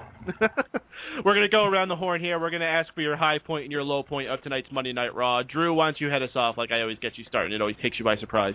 Oh, whoa, what? Me again? What? Was it Jimmy Stewart here? Or was it... Okay, me? well, what's going on here?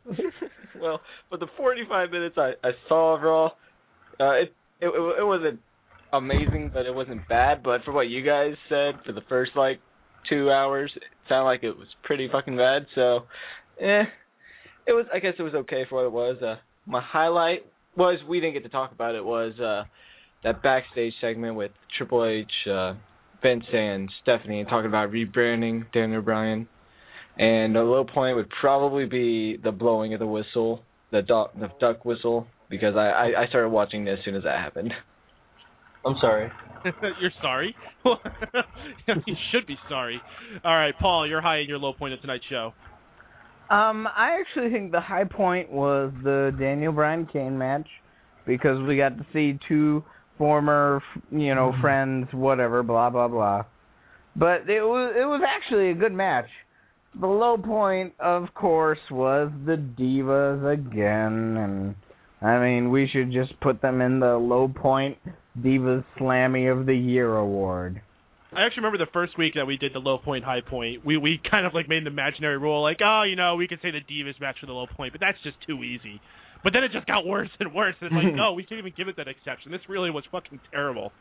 Yeah. All right, Burhan, high and low points. High points, anything with Daniel Bryan in it. Low points, Cena versus Ryback. I thought the Divas match was actually even better than Cena versus Ryback, because that was putting me to sleep. Woof. The real question is, which Divas match? Fair. Jester, high point, low point. I had trouble thinking of a high point. I guess the Cena with the Ryback with the tuna thing is the high point.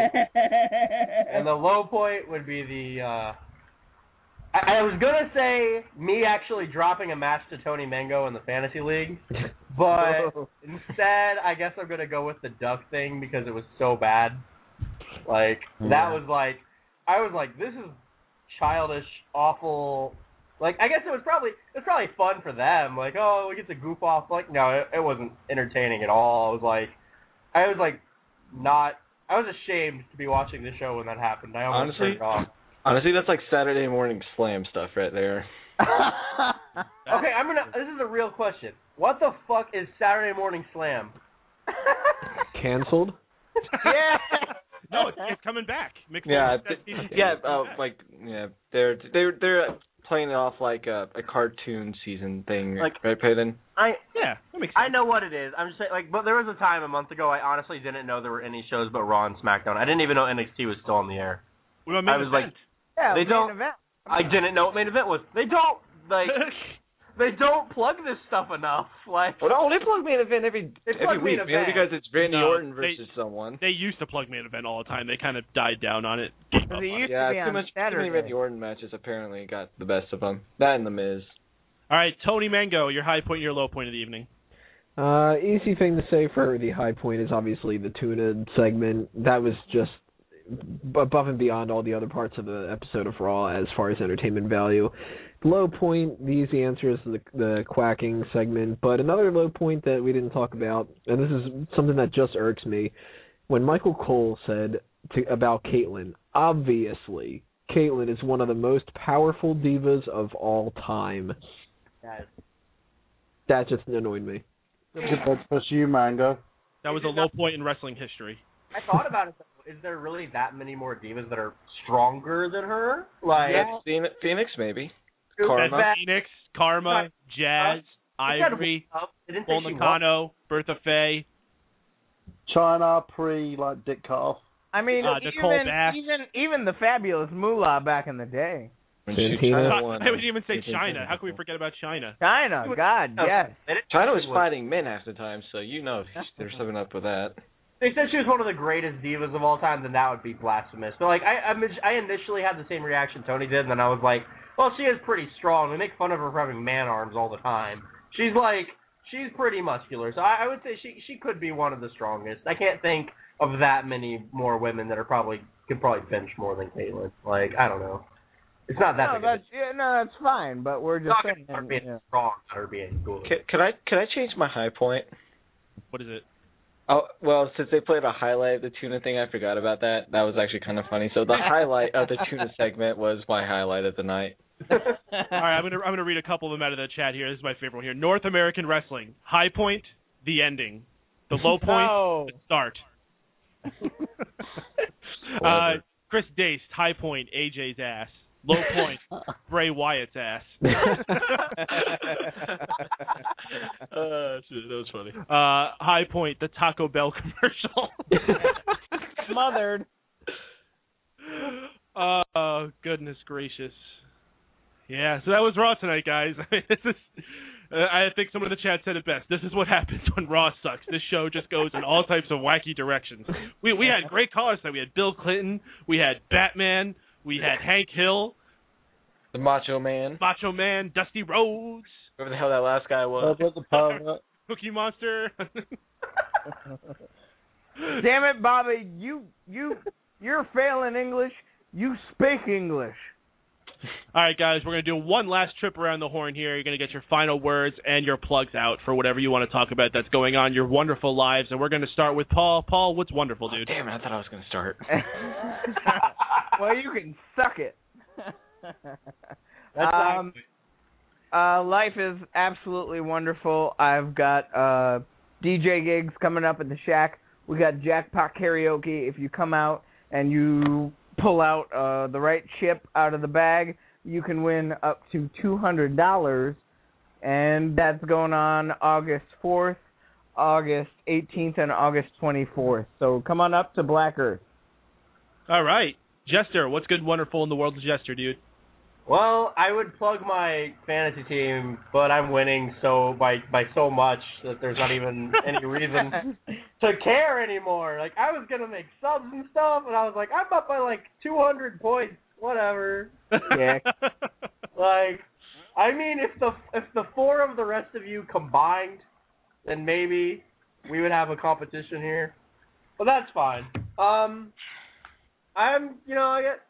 Recently my computer broke, so I'm having a lot of trouble getting a lot of projects done.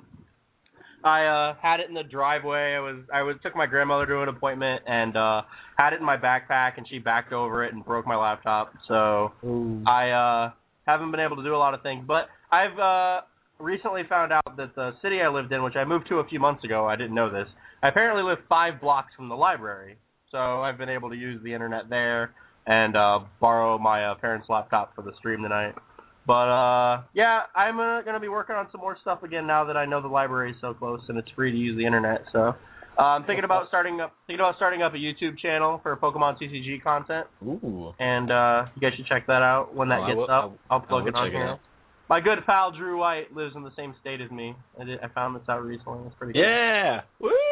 You guys gonna get together and play Pokemon? We're gonna honestly one of these days we are going to do the podcast from the same house. And we're just gonna both talk into the mic, and it's gonna be really funny. No. We're gonna do the podcast from a bounce house, okay? What do you guys think of X and Y? Drew, why haven't you brought a bounce house over here yet? What are you doing? Dude, I hate all of the 6th generation Pokemon. I'm not gonna lie to you. That's why I haven't. No, that's fine. I just wanted to know. I haven't written any articles about them because I hate them, and I told Anthony this. All right. I hate them. I'm sorry. Tune into Fanboys Anonymous for more talk about Pokemon and nerd stuff like that. Let's get these plugs done and out of the way. Where am I? Drew, you can go next. Oh, me? You? Oh, well then, well, the $1 million kid with his $1 million bounce houses has a little story for you about bounce houses. If you live in the Indianapolis, Indiana area and you need a bounce house for or whatever the hell you need a bounce house for, you should call 765. You want to impress that lady you like? Get her a bounce house. Yeah, instead of a wrestling ring, Daniel Bryan should give Brie or bounce house or whoever the hell he's dating. Oh, Jester, shut up. Okay, so anyways, call 765-212-1521, or you could go to BigBlastRentals.com, where you could see our fine selection of 4 bounce houses. Which, and Drew, don't forget, everybody has a price. Yeah, my price is about $250, so that's a good ballpark estimate of a decent bounce house. The bounce house season is getting close to an end, so not many more days left in the Indianapolis area. So if you need a slide, yeah, no, you can, but one of them's a water slide. I highly doubt you want to use that when it's 50 degrees outside. Beer. Oh, yeah, beer. Just put a beer in the pool at the bottom. That's a great idea. Beer won't freeze. Bingo. There you Something go. to think about for those of you who want bounce houses. Drew takes all of his Asian girlfriends on dates in the bounce houses, and he can tell you that it works. Okay. So honestly, one of my dates with one consisted of a bounce house, so you're not entirely wrong there. But let's see. Oh, do I have anything else to plug? Well, since Fanboys Anonymous, I don't. No, you're out of time, Mr. Burhan. You go. No, I was gonna plug Jester's team because he wasn't going to. I'll do a plug for Drew and his bounce houses. Hashtag Team Jester. Hashtag Big Blast Reynolds. What's up? Drew, you had the fun. Okay. Thank you. www.nerdgenius.com, youtube.com/TheNerdGenius, and also check out Mega Powers Radio for all things Mega Powers, of course, including I Got Gameplay every Saturday at 8 p.m. This Saturday we're going to be doing a show on Animal Crossing, so that's not to be missed. Oh my goodness. So tune in, and game on. I hope Samantha's going to be there, because I'm not going to be. Tony. As mentioned before, I am the owner-operator of SmarkOutMoment.com, where you can find everything wrestling-related in my point of view, including the podcast Smack Talk, located at youtube.com/SmarkOutMoment. This upcoming episode, on August 2nd at 10 p.m. Eastern, will be a live edition hosted via Mega Powers Radio, just like tonight's Raw Post show. It's our summer block party type of episode, and we hope that everybody calls in and just shoots the shit about whatever you want to talk about in the world of wrestling. I'll have an article up on this week's Raw and the top oh my god and what the fuck moments on Bleacher Report, so you can check that out coming in the next few hours whenever I get the time to write it. OutOnLimbs.com for all my social commentary on everyday life, and FanboysAnonymous.com for my fellow geeks out there that are interested in video games and everything else in nerd culture.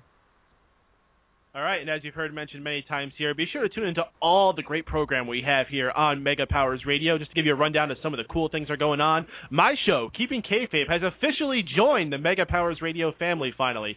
So now you can be listening to my show where we're going to be talking further wrestling, specifically wrestling's past. We pick a match every week and we go in depth about what happened with it, why it happened, what happened after it.